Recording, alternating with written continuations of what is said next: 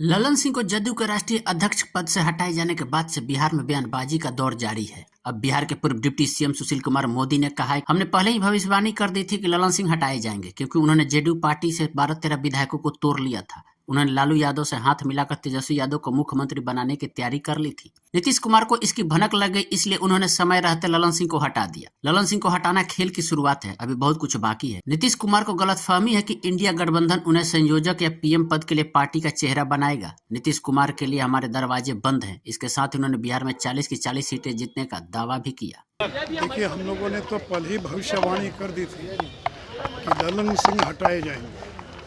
देखिए, ललन सिंह ने जदयू के करीब 12-13 विधायकों को तोड़ लिया था और लालू के साथ मिलकर तेजस्वी यादव को मुख्यमंत्री बनाने की पूरी तैयारी थी और उसकी भनक लग गई नीतीश कुमार को और नीतीश कुमार ने उनके इस प्रयास को प्रीएम्प्ट कर दिया और समय के पूर्व ललन सिंह को हटा दिया। देखिए, ललन सिंह का हटना ये खेल की शुरुआत है, ये खेल का पटाक्षेप नहीं है। अभी बहुत कुछ होना बाकी है, थोड़ा इंतज़ार कीजिए।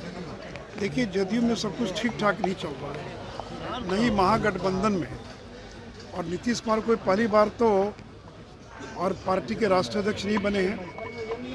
पहले भी उनके पास सारे अधिकार थे, लेकिन एक बार फिर उन्होंने सारे अधिकार अपने हाथ में ले लिया है।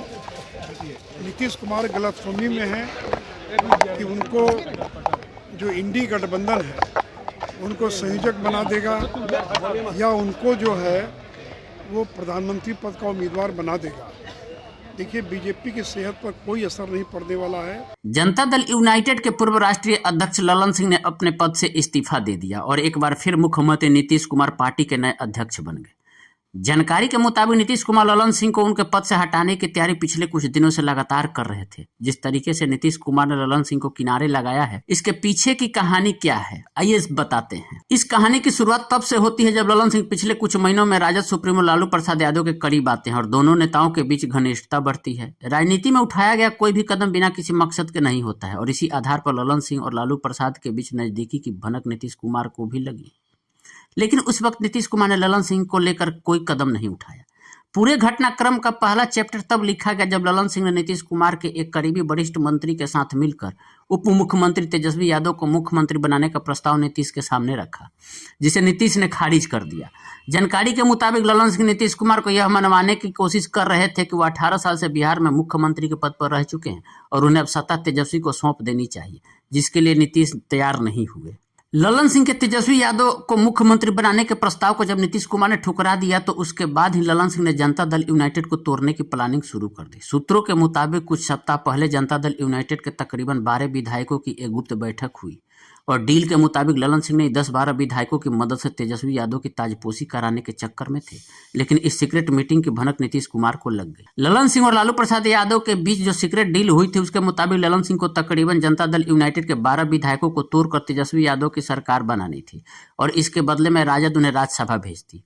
विधानसभा में अगर संख्या बल की बात करें तो बिना जनता दल यूनाइटेड के आरजेडी के पास 79 विधायक हैं, कांग्रेस के पास 19 विधायक है, सीपीआई एमएल के पास 12 विधायक है, सीपीआई के पास 2 विधायक और सीपीएम के पास 2 विधायक और एक निर्दलीय, कुल मिलाकर संख्या 115 हो जाती है। ऐसे में तेजस्वी यादव को मुख्यमंत्री बनने के लिए 7 अन्य विधायकों की जरूरत थी, जिसकी जुगाड़ में ललन सिंह लगे हुए थे। ललन सिंह अगर अपने प्लानिंग में कामयाब हो जाते तो उन्हें आरजेडी राज्यसभा भेज सकती थी, क्योंकि अगले साल यानी अप्रैल 2024 में राज्यसभा में पार्टी सांसद मनोज झा की सदस्यता समाप्त होने वाली है और उन्हीं के बदले लालू प्रसाद ललन सिंह को राज्यसभा भेज सकते थे।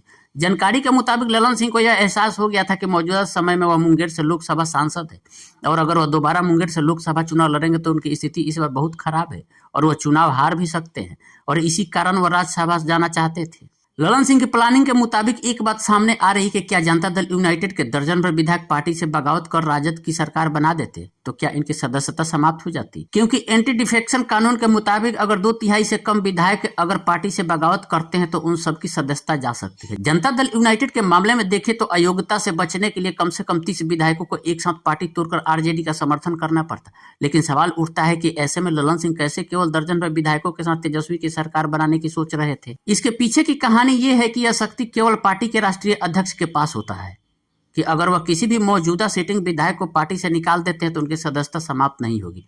ऐसे में प्लानिंग के मुताबिक ललन सिंह अपने राष्ट्रीय अध्यक्ष पद का फायदा उठाते हुए दर्जन भर विधायकों को पार्टी से निकालने जा रहे थे और फिर यह सभी विधायक जो अयोग्य नहीं करार दिए जाते वह तुरंत तेजस्वी यादव के मुख्यमंत्री बनते ही मंत्री पद की शपथ लेते और फिर बिहार में तेजस्वी यादव के नेतृत्व में सरकार बन जाती।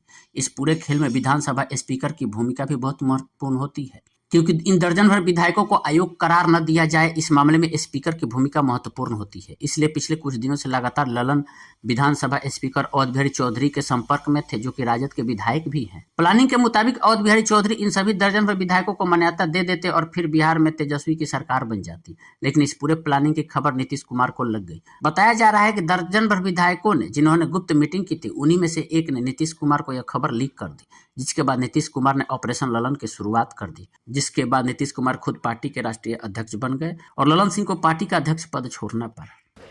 वो पूरी तरह से बीजेपी की तरफ खिसक चुका है और हमारे दरवाजे बंद हो चुके हैं नीतीश कुमार के लिए। और इसलिए लोकसभा चुनाव के अंदर नरेंद्र मोदी का चेहरा आगे रखकर हम चुनाव लड़ रहे हैं और हम लोग को पूरा विश्वास है कि बिहार में हम 40 की 40 लोकसभा की सीटें जीतेंगे। सर 2 तारीख को भाजपा लवकुश यात्रा की शुरुआत करने जा रही है, उसके बारे में कुछ चलिए क्या है लवकुश यात्रा? सर बिहार से सर आरजेडी विधायक हैं श्याम बहादुर सिंह, वो कह रहे हैं, वो फतेह बहादुर सिंह वो कह रहे हैं कि सरस्वती माता पर सवाल उठा रहे हैं और इससे पहले भी राम को लेकर काल्पनिक कहा था। नहीं, देखिए, राजद जदयू गठबंधन में चाहे वो चंद्रशेखर हो, चाहे फतेह बहादुर हो, चाहे मौर्य हो, स्वामी प्रसाद मौर्य हो या दयानिधि मारन हो, ये लोग रह रहकर हिंदू देवी देवताओं को अपमानित करते रहते हैं, सनातन का विरोध करते हैं और अगले चुनाव के दौरान सनातन एक मुख्य मुद्दा होगा और देश की जनता ऐसे लोगों को बुरी तरह से पराजित करने का काम